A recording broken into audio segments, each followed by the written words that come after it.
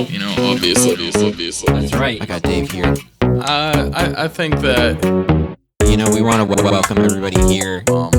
Speaking of that, Celinda. you know, we want to welcome everybody here. Everything all at once? Everything all at once. It's honestly a sensation. Aliens listen to it. We have another amazing show for everybody here at Everything at Once. Today we brought a special guest in, Sam from Sundae / author / philanthropist / baking champion. Almost. I'm getting there. I'm in first place currently, so hopefully. That's pretty cool. Yeah, it's really awesome. How did you start? What got you into baking? Well, I've been baking since I was 4 with my grandmother. My grandmother was an immigrant from Italy. She came in and we had a huge garden in her backyard and fruit trees and just whatever was available that day is what we had and what we made for dinner and lunch and whatever. So I learned a lot from her and my mom. So I've been my whole life baking, cooking, baking, all sorts of stuff. In the kitchen with mom, way back in the day? Every day. I feel like that's how I learned how to cook too. My Every mom day. was not Italian. We're Polish, but yeah. we always did lots of Christmas cookies every So year. many cookies. Oh my grandmother would start December 1st, and I'm just talking, there was thousands and thousands of cookies. You would just smell like a cookie all of December. Just literally the a worst cookie. thing. Yeah, It's not the worst thing ever. No. I feel like that's definitely a grandma thing. I mean, my grandma every year, like Christmas Eve, she would have hundreds and hundreds of cookies Like, just laid out. A table this big, I mean, it was all you saw with cookies, and every single one was different. It was incredible. It was really amazing. What's your favorite? What was your favorite back then? Oh, my favorite, pizza, and then you dip it in. I've been drinking espresso since I was probably 2 or so. So like I would dip that bad boy right in there. It was perfect for me. Oh, I'm not a black licorice fan. Oh, but she made all different type of flavors. Or I anise. do like the chocolate ones. The chocolate The chocolate They did the pizzas. powdered sugar on them. Oh, so many. Did she have the really old machine that It looked like was a waffle maker? Literally probably weighed 50 pounds. And I mean, it looked like it's been through wars. Like this thing was humongous. Like it was solid. Not messing around. No, so many pizzas. I feel like for me, always the king of Christmas cookies are the ones with the Hershey Kisses in the middle. Oh, there were so many peanut of butter those. one. The peanut butter ones. Yeah. Food's always been like a really big part in my family too. At like all of our gatherings, you know. Yep. We were feeding like a small army. It felt like a lot of the Absolutely. times, you know. Were you from a big family? Yes, my grandmother was one of 9. So then you trickle all that down, and there was like hundreds of us. But like our immediate family at Christmas Eve is my favorite day to this day. Do you do 7 fishes? She did do the 7 fishes. That was the worst because like I didn't eat meat or anything, so like the smell was just like overcoming. But she would always make me a special meal every single year, and it was my favorite thing in the world. That's so sweet. She's incredible. She's just the most beautiful person. So you have been vegan since you were a kid, or Yeah, like since I was like 7. what? I mean, do you remember like having a conscious thought of being like, I am not going to eat meat, or just always kind of like? Since I would say since I understood food, I didn't like the taste. I didn't like the smell. I knew. Especially being like growing up, like my grandmother would always watch us, so like I knew where the food was coming from because we would pick from the garden and eat that day, and then I knew better. I always wanted to grab the birds, and I wanted to hold the squirrel. Like I always wanted to like help, and I said I could never eat something like this. Those are my friends, you know what I mean? Like I always had my stuffed babies. I would call them Henry. I'd call everybody Henry because I gave inanimate objects like feelings. So like why would I hurt them? I would never hurt anyone. Right. I feel like vegan food, especially like vegan desserts, kind of get a bad rap. Like, Well, when yeah, because people there's a lot of hear bad that- ones out there, man. Right, and like I could say from personal experience, like from having your vegan desserts, like if you didn't advertise them as vegan, You would have no idea. Never known the difference, especially your ice cream, because I'm lactose intolerant. And the first time I had your ice cream, I was like, this. I couldn't tell the difference. It honestly, It was creamy, it it's blew light, my it's mind, 'cause airy. I've had plenty of like lactose-free ice creams, but they're Right. not ice cream. Sure. Your stuff is the it's real ice deal. cream. It's ice cream. I don't know it's what you're delicious. doing back there. You got the secret recipe. I do have a secret recipe. It's, people try to overcomplicate things that don't need to be complicated. Most dessert doesn't even need milk or eggs or butter, and people don't realize that. And a lot of substitutes are applesauce or bananas or whatever, and that gives it that beautiful, delicate texture, the moistness. It just... They add things like flaxseed and like weird egg replacers and nonsense that just make things like crumble and it are just disgusting, and I don't understand that. That's why I make my food to make you realize that there is no difference. So why wouldn't you want my food, which tastes better, in my opinion?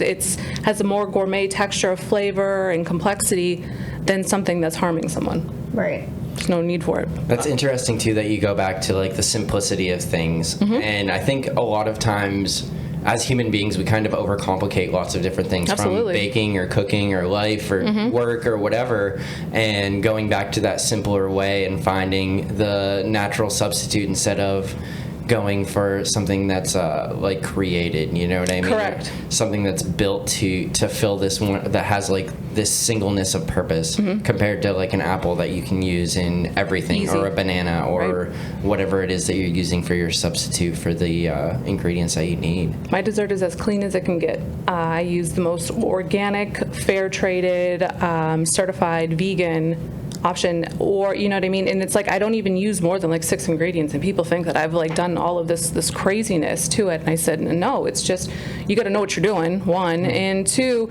you just I don't know, I just get these visions of flavors and things, and I'm actually allergic to everything that I make, so I have my husband test, my husband taste tests everything, all of it, man. I'm allergic to gluten, I'm allergic to chocolate, it's crazy.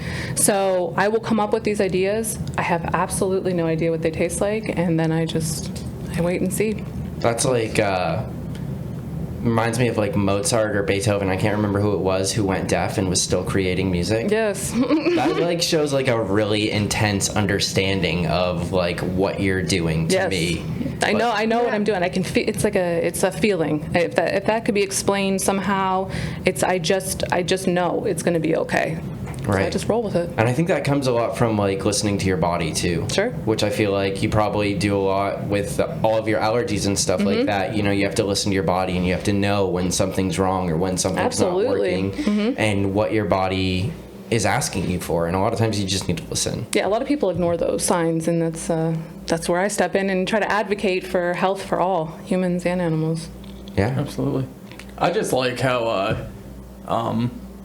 we're progressing as a society towards like more acceptance of going against animal cruelty. Like it feels like for such a long time, growing up and stuff, like vegan was kind of like a dirty word. Exactly. There's like those some hippies. Well, yeah, like those hippies are like, there's something like to be American, you have to be like you got to drink milk right from the cow. You gotta be Hamburgers and be an advocate for hunting and fishing and eating red meat and all that. And no, I think it's real cool that we're progressing to Absolutely. the point where like the type of things that you're doing can be successful. Absolutely.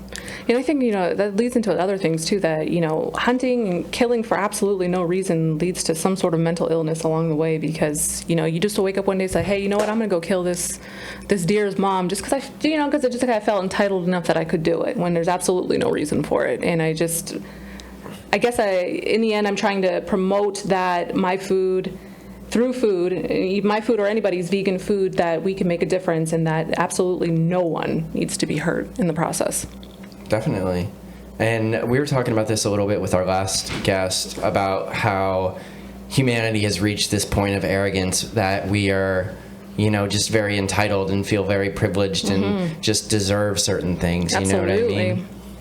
And I think that's like a big part of like going back and slowing down, and like the way our culture is shifting to move back towards these less, we'll call them scientific or man-made processes. Which is also funny because I like to think of myself, I promoted myself from food chef to food scientist now. And I think good science goes back to the roots, you know what I mean, and gets Absolutely. more in touch with what is already provided with us. You know, everything that we ever need as like human beings is already provided for us somewhere in the earth, whether it's an apple growing from a tree or wood or... You can literally be cured from anything that the universe provided us, and it's not killing an animal full of God knows what is going to make you feel any better. You know, none of that stuff. Plants, it's plants. Yeah. And you're talking about eating these animals. What do you think animals eat? Plants. Right. Yeah. So is a motivation for you kind of opening this business, because I'm really interested in the fact that you can't eat any of the stuff that you create, but like you're so passionate about it that you started a whole business for it. It was a motivation for that because like you want to expose people to like vegan food that's actually good? Yes. For one, I knew that I had something going. I said, this needs to be shared. I know I can make a difference with this, so let me get this out there. One, to save animals. That's the bottom line is why I'm doing this, is to save as many as I can. I donate 15% of all my proceeds from every single pop-up I do to farm sanctuaries, oceanic conservation, reforestation, all local no-kill animal shelters. And a big one for me is the dog meat trade in Asia, where they, throw dogs and spitfire roast them and kill them right on the street. They'll take it's sick, and a lot of people don't know that.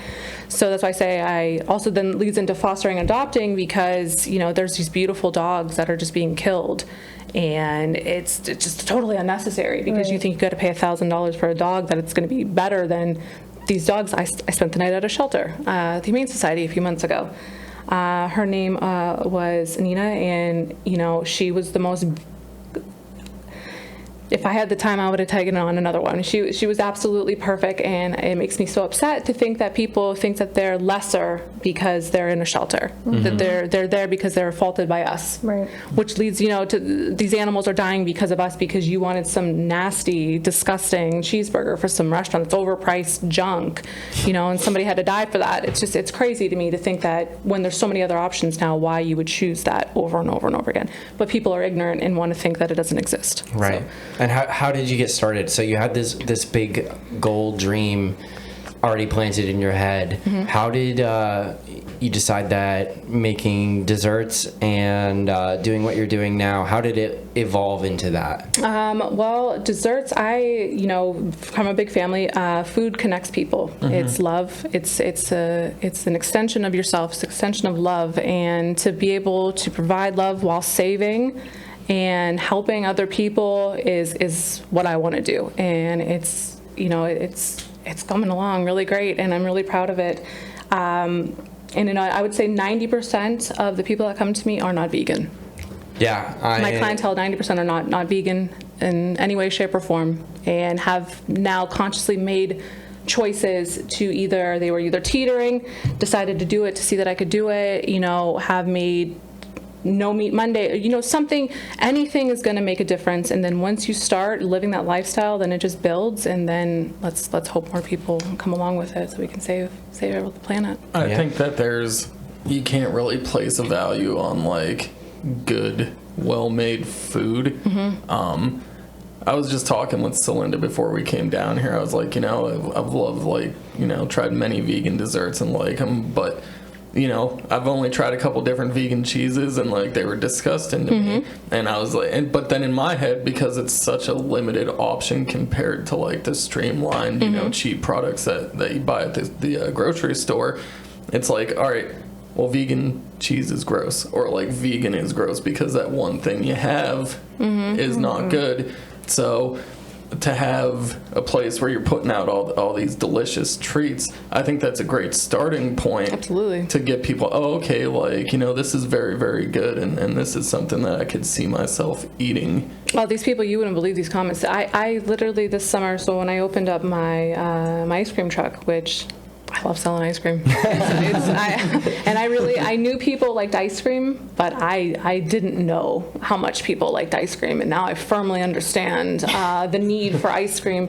And a lot of kids that come to me, I would say 2 out of 10 kids that come to me under the age of 10 all are allergic to meat or dairy of some sort. And I said, that's because of the food. That's because of the food that your parents were eating. It's because of all the hormones and everything that they put in, the additives and all the disgusting nonsense that they fill these poor animals with that you eat has created you to now be allergic to. You can't tolerate it. You can't have it.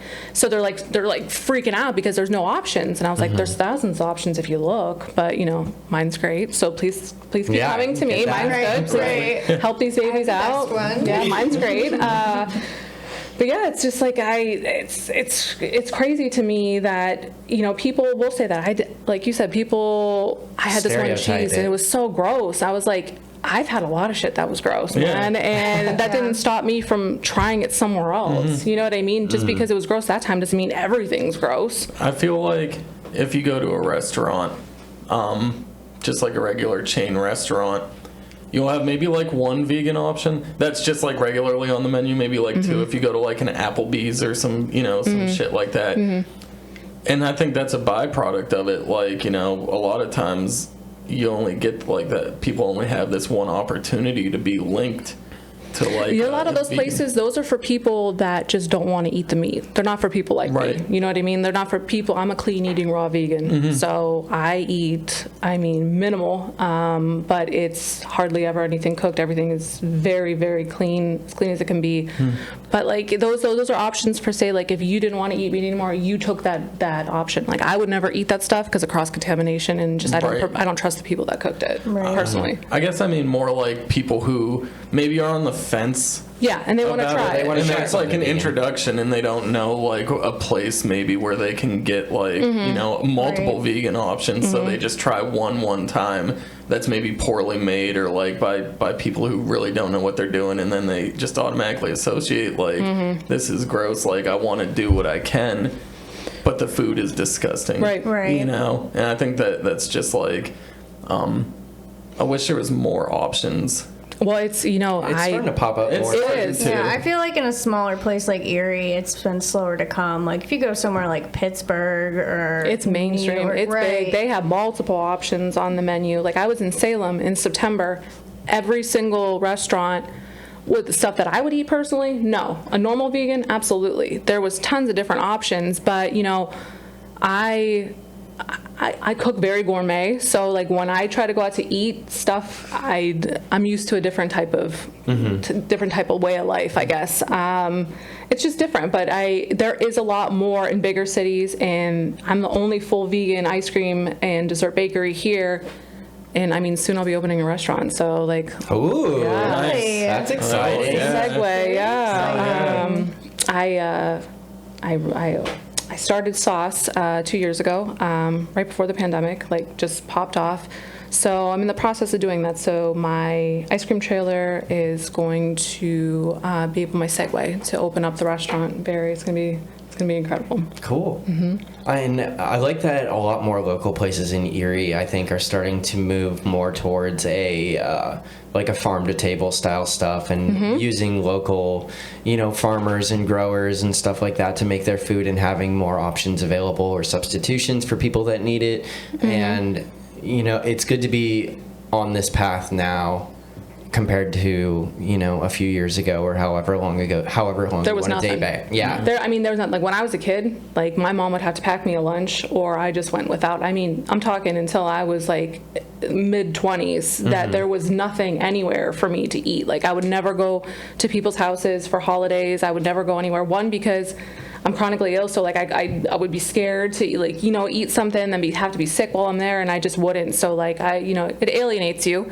So I guess why I started Sundae so that I felt included as well, and I know that there was other people like me that didn't want to be left out on their birthday, like they can't have a birthday cake or something sweet that they can eat while everybody else is like, partying and everything like that. So I wanted everybody to be included. That's awesome. That's very dogs beautiful. Dogs too. I do cupcakes and cookies for dogs' birthdays. That's awesome. I made some cupcakes for Austin for his birthday this year. Austin's a pretty sweet dude. Yeah, he's a good boy. He is. We love him. And do you think that this is, where do you see the progression going? It's only going to go up from here. I have so many things. So I have a list. I like lists. Lists are my thing. So I have lists all over things. And, since I was a kid, I invented a bunch of stuff. Like I have that coming up. And I've done so many different things. And I'll touch on this, like I'm very sick. I'm a chronically ill person, and I think that motivates me a lot to not let it take me down, you know? No matter how sick I am, I will always get back up and continue to do what I've set out to do, what goal I've set out to accomplish. And the more I do, the more people I can help, because everything I do, I donate back to raise awareness and to help others. Right, and that's a tough beat too, because I've known a few people that have been chronically ill throughout my life, and it always seems it really, my heart goes out to people that you know, struggle with being sick or fatigued or you know, not feeling well in their gut like often, and not being able to eat certain foods. And it's good that you advocate for that too, because a lot of people have a lot of trouble advocating for themselves in those situations. Absolutely, because people you know, people aren't as forward or confident as I am. People, you know, people are real chill. I'm very straightforward, very blunt, right to the point. And I said, I will tell people that you know, as scary as it may be to go get a test or to go get this, and you don't want to know the answer, it's better to know to fix the problem than to get stage 4 cancer, man. Yeah. Right. It's just better to be upfront about it. Yeah, figure it out, and then we have an answer. You know, most things can be figured out early enough. I feel like we were saying before, like as a woman with chronic health issues, it's very hard. It is. To get doctors to listen to you. I mean, did it take a while? I've been sick. Of you struggling with doctors before they were finally like listening to you to give you a diagnosis? I still am. I have one. My colon and rectal surgeon he's brilliant. He's absolutely brilliant, and I credit him to saving my life. I love him dearly. I actually got a colonoscopy on Monday. Going to see him on Monday. He looks like John Stamos. I love it. I love nice. it. I love it. He's one of my favorite dudes in the world, man. He's just brilliant. It's very hard for people because if they don't see black and white or in your blood, it doesn't exist to them. It's not real. I said, no, man, I'm telling you, something's wrong, and this and that, and I have rheumatoid arthritis and lupus and all sorts of things. And no, it's all in your head. It's all in your head. That was recently. I was like, Yeah. it's actually not, you know, because I'll be baking. I run a law firm too. So like in my days, I'll be baking and run my law firm at the same time. And a couple weeks ago, I was so sick that I laid on my bakery floor for 5 hours before I was able to get back up. And then I have to have people get me up, and I can't function as a human anymore. And I was like, that's not in my head, man. Like, I'm out here baking. I'm something's extra wrong, you know, like.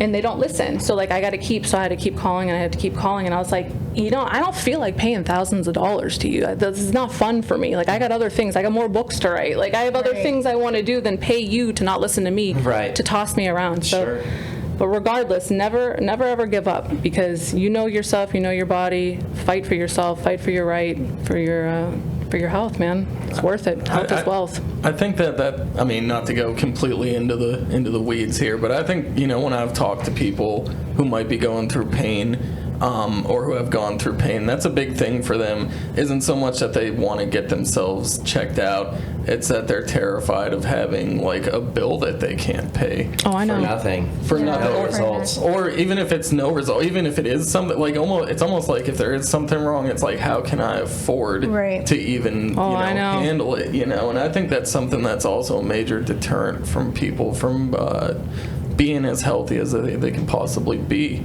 I paid $12,000 last year alone. That's fucking money. And I mean, it's like, that's like just right off the top, man, 12 G's. And these people are relentless. And I have to get blood work, and I have to go to the hospital every month for infusions, and I'm on 30 different medications, and like the shit adds up. Like, people don't understand. They're like, oh, why didn't you bake more this weekend? I go, bro, I was on the ground for 5 hours, man. I couldn't get back up. And that's why I think I advocate so much, because there are other people that are just, you know, as sick or sicker, and feel like they can't be heard. But when you have the power to let everybody know what's going on and tell your truth, other people feel comfortable then, you know, and they feel more willing to share.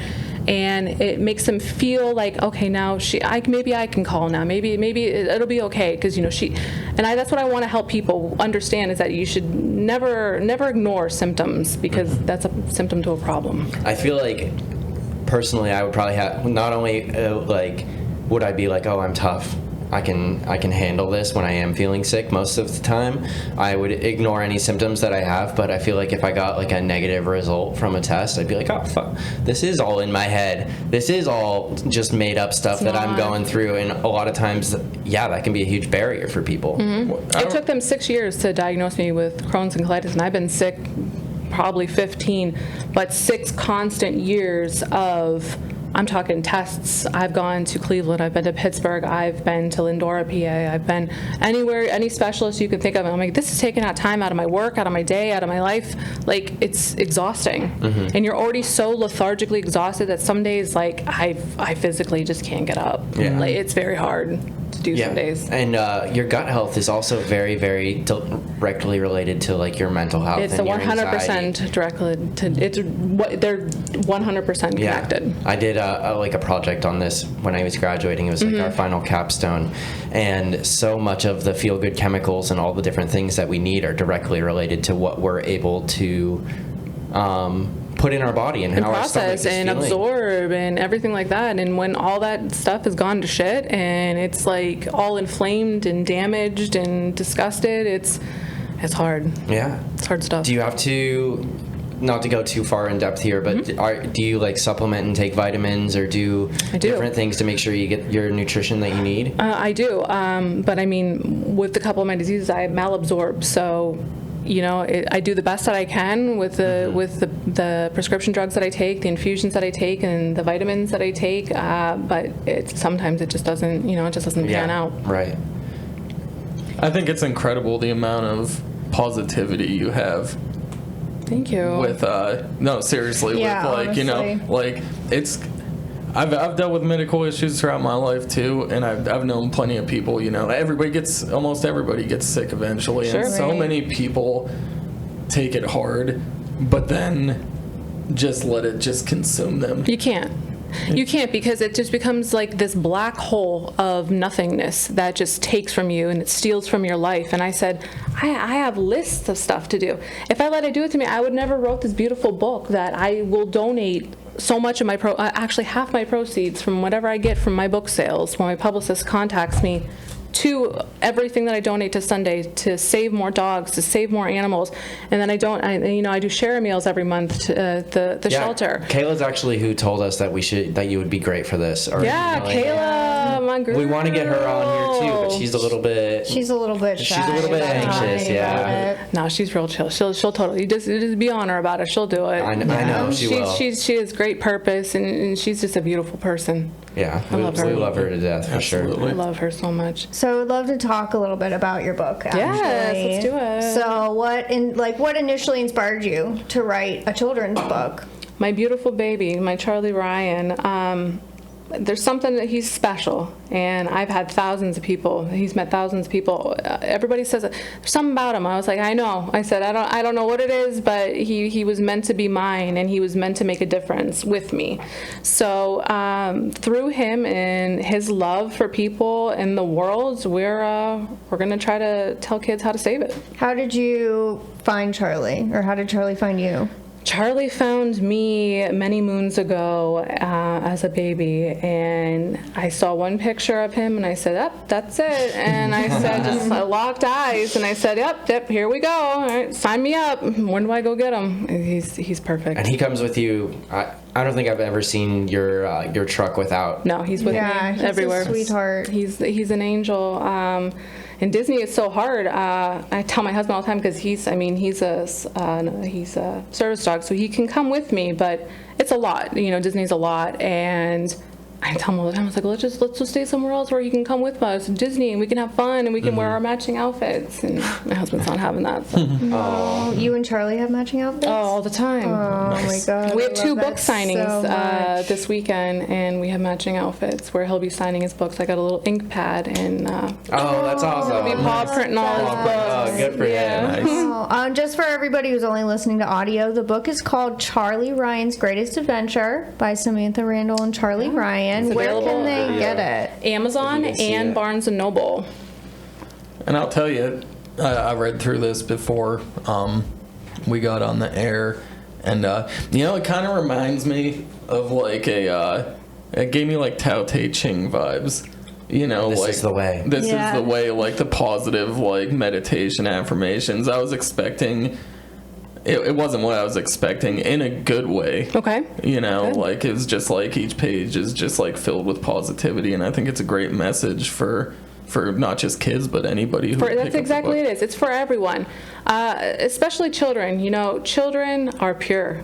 Children are beautiful, and their young minds are molded by what they learn. And if my book can have some impact on how they live their life, that's the main goal for them, is to understand, you know, because, you know, some parents are crazy, people are crazy, and Yeah. these kids are all on these friggin' tablets and shit all day long. And I said, all I did was read. You know, my dad, shout out to my dad. My dad's the coolest. He's a general contractor. He built me a mini house, a replica of our house in the backyard when I was a kid. Oh, wow. Like, I'm talking, like, it had a flower box, a mailbox, a full house with extra supplies he had, and that was my little restaurant, and I would make him come around, and I'd give him leaf sandwiches, everything like that. Nice. My dad's a super huge supporter of everything I've always done in one way or another, and he absolutely loves Charlie, and it's just the vibe. It's the whole thing. Right. Oh And my like for the age group that it is, I feel like it is something that can really like be impressionable. I know, like, because I read a lot as a child as well. Like, Yep. there are certain books that, like, to this day, like, stick with me. And I Right. remember them. Absolutely. And like the illustrations in this book are beautiful, and I feel like it is very easy for children to understand the way that you wrote it. So Good. I think that you did like a really beautiful job with Thank it. you. If you had like a target age, I'm not really super familiar with kids. If you had like or in their ages, an age range, like who do you think you would say this is targeted towards? I'm gonna go ahead and say, like, 0 to 8. Sure. Targeted, but I mean, the message really is for everyone. Yeah, And definitely. that's the point of the book, is that anybody should, follow the rules that Charlie Ryan has to save the planet. Yeah, save yourself, save the community, That's right. save Save the whales. He has a Save the Dolphins. Did you guys see that? He has a Save the Dolphins t-shirt on. in the back. I did see that, yeah. You Save the did. dolphins. Your book taught me. I did not know that orcas are dolphins. Somebody tried to question me. I said, first of all, rule number 1 in Samantha's book: never question me. You vouch for my husband. You asked my husband. I said, that's rule number 1. Never ever question me about anything. Dave has that rule actually as well. He's not allowed to question anything I say. That expired a while. That expired. Don't ever It question. did. I think we did talk about that expiring, but It was intact for 7 years. yeah. Which is interesting that's a long because time. That's long enough. I mean we had one dog year, Sure, or the yeah. opposite of that, yeah. So that ties in nicely with this. not questioning. Not questioning. That was a rough patch. Right. No Well, pun intended. yeah. I mean, look where you are now, though. Yeah, right? Without all that no questioning of Tony, you wouldn't be on the podcast. We wouldn't have a podcast. Yeah, that's true. So it ended up working It out. ended up working Hey, out. Yeah. perfect. Maybe you two are onto something.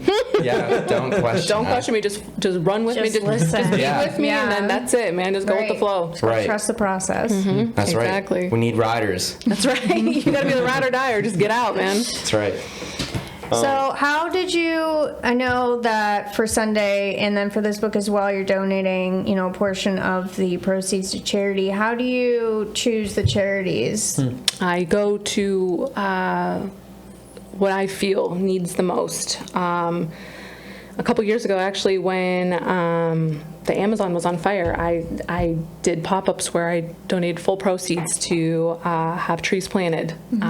It's important that people, not only children, but everyone understands the importance of trees. Trees are life. Yeah, we need And those. when trees aren't here, there's no life for shelter, for animals, for bears, for anything. And they give you clean, purified air. A lot of people don't get that. So I feel I go to what the greatest need. Animals. All animals in rescue have the greatest need. These people run, most of the time, are volunteer-run nonprofits. And these people all have full-time jobs. I mean, talking like they are due nonstop. But Jess Lybrook from Erie Animal Network, full-time job, full-time this. Do you know how hard it is to keep up? And the people are like, well, why aren't you getting back to me? I said, you don't understand what this is like. The rescue you have to have the mindset. It's very hard work, man. I've done it. I've fostered. I've been in the nitty gritty. I know everybody at all of the shelters. It's destructive what people do to animals and how people treat them. And that's another thing where I try to do is end speciesism, where, food and animal, everything's one and the same. We're all one and the same, and one should not be treated more or less or greater than the other. Everybody is equal. Everybody's equal. So that's another big point I'm trying to make here. But I go whoever needs the greatest need, and children in schools, I pay for lunches, which why they aren't already paid for, I'm not exactly sure, which is absolutely disgusting, but I will pay for your lunch whenever you need it. I will give you whatever you need. I buy clothes for kids every Christmas. I have families that reach out to me. These poor kids.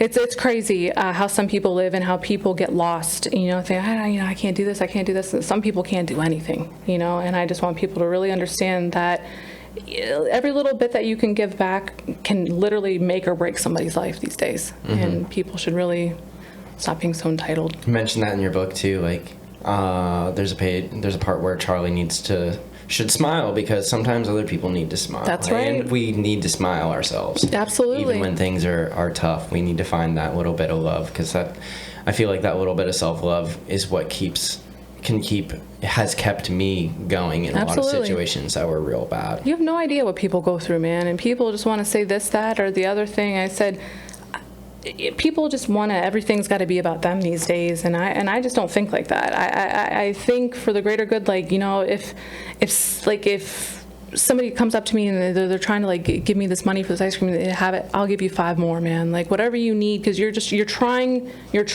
but you just you're just not there. And some people turn people away like that, and because people are rude. People are just point blank are rude these days, and it's. I mean, I've lived it. These people are crazy. I'll be honest with you. Some of them are crazy, but it's just I could never imagine, somebody that is so, wants to do this and just can't do it. I'll give you whatever I have, man. I would, if you need my car, I'd give you my car. Whatever you need. And another topic that's kind of been coming up a lot ever since we started doing this show was humans' competitive feast or famine mentality. I can't give you an ice cream cone if you don't have enough money, because I need that, or I'm not going to have or be able to get what I need because of it. No, absolutely not. I've had people, they try, and I would literally give you every last thing I had if it meant that you needed it more than I did. I'd give you anything. And I feel like at that same time, we got to find some sort of healthy balance. Sure, because, some people will take advantage of it, but I understand, because you got to pick or choose, not pick or choose, but you could just tell when people are trying to scam and people are not, because people know how to work the system. There's a lot of people that know how to get the ins and outs of what they're going to get, whatever they want with some sob story, and that just doesn't work for me. That's why, when I go to donate, it's always to animals, because they were always faulted by humans, so they get my money. They need the most help. And it's amazing to me how many people don't know about smaller nonprofit rescues or the Share a Meal program at the Erie City Mission that feeds 50 guys every Sunday. Week, yeah. And these people are reliant on other people, and you gotta be there. You can't just you gotta be there to help if you're gonna help. And I feel like a lot of these situations are situational, you know what I mean? Somebody really needs just a little bit of a leg up or a little bit of a helping hand, and then they can get back on their own feet, you know what I mean? And start living their own life and doing what they need to do to be a functioning, contributing member of society. That's if you just give some people a chance, just like if you give these dogs a chance to shelter, there's no difference. If you just are willing to show some kindness and compassion to humans and animals alike that are in a lesser situation than you, it can make all the difference in the world to these people. And I just wish people understood how much compassion and empathy mean to everyone in this world. And if there was more of it, we wouldn't be where we're at today. Right, and the only difference is one bad break. Exactly. Exactly. I mean, anything could take anybody out at any given time, man. You just don't know. And then when it happens to you, why isn't anybody helping me? Well, because you're an asshole. Yeah, a little bit of kindness goes a long way. Right, man? So are you currently fostering dogs? Do you foster? I am not. I or just animals? had fostered a cat recently. His name was Casper, and he got adopted 5 hours after I posted about him. Oh my gosh. I feel like a lot of people might be interested in fostering, but they don't know like where to start, or even like for our local community, like where would they go? Who do they contact? Like shout out some of like your local Yeah, shout out. small You can always shelters. contact me first, and I can always get you into contact with who you need to get to go. But Erie Animal Network is always looking for bottle feed for cat fosters. You know, they provide you with everything you need. All you have to provide is the love and the space and the time. And you're literally saving lives. Like, I mean, it's not like a joke. Like, I mean, like, you literally are saving these animals' lives. Right. Hope Rescue, their dog and cat rescue, they do incredible work. They're always looking for fosters so that they can get more, because they rescue dogs from high kill shelters in the South. Okay. Which, you know, if you surrender a dog in the South, that day they die. Yeah. You know, because you thought that you could handle it and you couldn't handle it and you didn't commit, and it's disgusting. Right. And now somebody's And gonna now die his because life of you. is Like, over, it's such a sick, twisted system. But I started the Fairy Godmother Fund, which is a fund that people can donate to me through Sundae that pays for the transportation of these animals and for the people to go get them to rescue more. Wow, that's amazing. That are redlined at different shelters in the South, which is just unbelievable to me. But we're trying. Everybody's working. You know, Libra's Law in Pennsylvania. Everybody's working for. It's becoming a long way, and younger people are understanding that a lot more than anybody, 50 and up.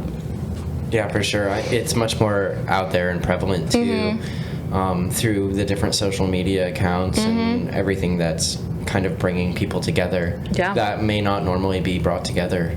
And sharing that common goal is so huge too. I feel like that really fosters a deep connection between one human and another. Absolutely. And Orphan Angels does incredible work with cats. I mean, Mary Grace, who is the director of Orphan Angels, and actually Charlie's Nini, Denise Stuck-Lewis, she's on the board there. She does incredible. She's fostered so many unbelievable situations, and they're all thriving, at the shelter, and they're always looking for help or volunteer. You can start, if you don't want to foster, you can always volunteer. Right. If you don't want to volunteer, you could always donate some cat food or something. Something small, anything literally helps.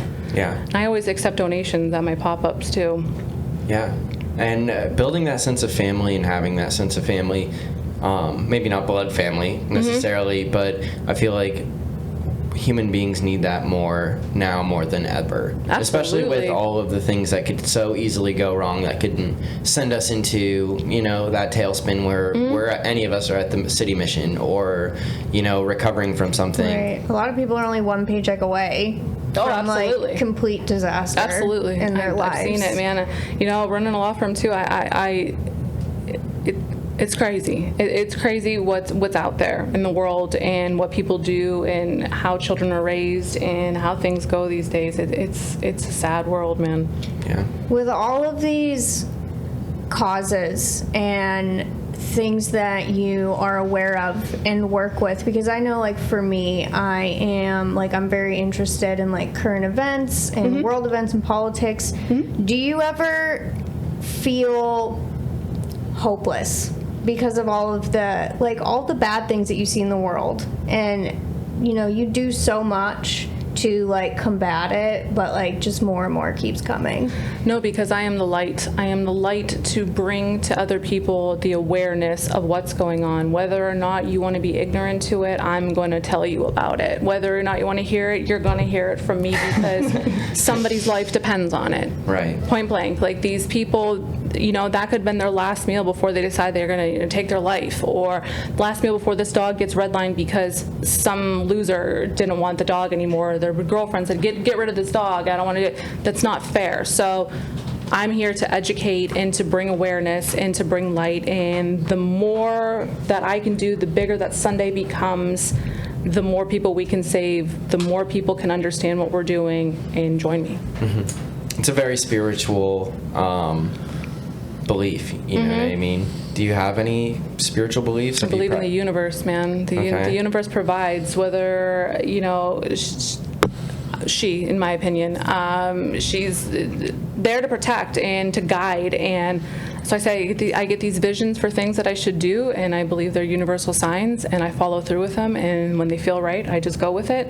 And it sometimes, it does look bleak, but if we fixated on bleak or the darkness all the time, we'd get wrapped up in it and we get lost. Yeah. And what's getting lost going to do? Nothing. It's going to put us down further and further down the line. So we just got to full stream ahead and just keep going, keep moving, keep trucking, Keep pushing. keep getting things done, keep changing the world. And finding those universal, connections are so big too. Those universal callings or those universal feelings that people can share and get behind, and keep bringing us together and Absolutely. keep moving the world towards a positive place. Yeah, because if you guys found me, right? So we found Sure. each other, and then this could find somebody else that could find Yeah, that hopefully. person, to find this person, to find that person, and even if it is one other person, that one other person made a difference. Right. Right? Yeah. So that's one other person making a difference going forward to the causes. Yeah. And that was One more life saved somehow. our original goal is to, share people's message of strength and experience and hope, and how they're Absolutely. making the world better, and hopefully inspire some other people to keep doing the same thing. Maybe somebody will reach out to you, or, just like you said. Yeah, I hope they do. I mean, I have a lot of connections. I have a lot of answers. I'm here to help, here to guide. Through the Share a Meal program, they're always looking for people for Sunday meals. And these guys get my gourmet dinners. I mean, they are. I made a mushroom risotto. I'm talking these aren't your bottom barrel. Right, This you're is not giving them box mac and cheese. I'm making things that are taking hours and hours to be made. So. And that interconnectivity is huge. That's another thing that, we kind of talked about, just whatever needs to be done to bring people together. And work as a team instead of trying to separate and divide ourselves from each other and say, I'm different from this person, or I'm different from that person, or this person doesn't understand, when in reality I think that humans are a lot more base and a lot more connected than we think. At the end of the day, all these different emotions we feel may be caused by different circumstances around us, but at the end of me and you both know what being sad is. Or being happy. Or being Right, happy. or anything, Yeah. right? It's Or just- somebody that's in need, man. I just, people could say, this person, I don't ever think twice about it. If you need something, I'm gonna provide it for you, or I'm gonna find you a way to get what you need, or guide you to where you need to go. I'm never gonna turn somebody away that needs help, because if somebody had the courage to ask for help, how long it took for them to get to that point? Yeah, it's Yeah. hard. A long time, man. I still don't like asking for help. I don't either. No. I hate it. I don't think I've ever asked for help in my life. Except when I'm on the ground and I can't get back up. But other than that, I'm on my own, man. It reminds me of that. I don't know if you've heard it. I'm pretty sure you've heard it. The old Robin Williams, when he was at an AA meeting down in Florida when he was alive, and he did this thing where he challenged people. He said, lay on the ground and try to get up without using your hands and without using your feet. Get up off the ground, and people would try it and they'd roll around, and finally when they'd give up, he'd be like, you want to know the trick to it? He'd go, okay. And he'd get people to come up and lift them back up on their feet. And said sometimes all you need is, other people Exactly. to ask for help. It's such a, I botched it. That's the gist of it. Yeah, but nobody should be ashamed for asking for help, man. And that's another thing that I advocate for health and wellness, because why would you want to be sick? Why does anybody want to be sick? Some people just, they were raised differently, or, their mental status is a little bit different than others, and then a little thing could teeter them off, and it could spiral you. And I totally, I respect that. I get it. I've been there, but you can't get lost. And if you need help, just reach out to me. Or if you need some answers, or if you want to know about how to be vegan, or if you want to know about anything, I'm an open book, and get a hold of me, man. I'll help whoever I can help. Yeah. And letting go of that pride and that ego too. You can't, yeah, because do you know, I have cancer gene, and I've had cancer removed multiple times, actually. I had somebody see one of my posts, and they noticed something, a mole was different, and it was full-blown melanoma that was attaching to the under, and digging in there. And she's like, if I wouldn't have seen your post, I would have never even thought twice to do this. Yeah. That's one. I mean, you can die from melanoma easily because it goes so undetected for so long that if you don't get your skin checked, if you don't get your, you just do it. It takes like 10 minutes, like just go have it looked at. I get it. Yeah. So people, see your doctors. See your doctors, get your scans, get your tests, get your blood works, get your colonoscopies. Firm believer in colonoscopies, man. Yeah. Lifesavers, really. Get that stuff early and don't wait until. And don't let them tell you that you don't need it either, because you do need it. If you don't feel like something's right, you shouldn't have a stomachache every day. Point blank, period. No matter if you're nervous or not, it's better to know than to have stage 4 cancer. Right. And then just be like, oh, fuck. What are we shit, what the fuck are we going to do now? Guess I'll die now. Well, should have looked that up earlier, I guess. Yeah, that early detection and don't procrastinate, ever, for anything. Just be on top of stuff. Right. Just get it done. Just do it. Just don't think about it. The more you think about it, the more you're going to tizzy yourself into some sick like spiral that is completely unnecessary and does nothing but makes the situation worse. I've always said that 90% of doing anything, or the hardest 90% of doing anything, is the 10 minutes or however long before you actually do it. Just do it. Right. You'll thank yourself later, because I mean, there's nothing greater than health. Health is literally wealth, man. Take it from me, man. Being healthy and being able to do things is priceless. Yeah, and it's the one thing we can't really buy. Can't. Once it's gone. It's gone, man. If it's gone, it's damaged. It's gone. Yeah. Well, Sam, this has been super fun. It's been great. Thank you Had so a much for wonderful coming time. out. Yeah, Thank you for Thank you for coming. Right. It's been great to hear your story. Yeah. You are a very inspiring person. Absolutely. Honestly, truly. Yeah. Thank Really. you. Yeah, so much. you've been a great guest. Is there anything that we want to say before? Check out Yeah, Sam's book anything. on Amazon, Barnes and check Noble. out- How do people find you? You can What find me can they on look Facebook and Instagram at Sundae Vegan Desserts. I have some pop-ups coming up for Small Business Saturday this month. I have Thanksgiving box available, $5. Each of those dessert boxes goes to Noelle's foster kittens. She's a new kitten foster who needs some help. She's got some new little kitty named Goldfish that she just rescued. Cute, all orange, the cutest little thing ever. But she's a newer rescue that needs some, some help and some meds for some cats that are pretty sick. So the more boxes we sell, the more meds we can buy. Awesome. And you're signing your book this weekend? I have 2 book signings this weekend. Where's that at? The first one is the 1020 Collective on Saturday from 12 to 2. Charlie and I will be signing books. I love that place. Taking pictures, I know, right? Oh, Sweet yeah. place. Such a good place. Yeah, I love beautiful. it. We need to get Also, them on here. super secret, I will be doing chef dinners there next month, but don't tell anybody. We won't tell anyone.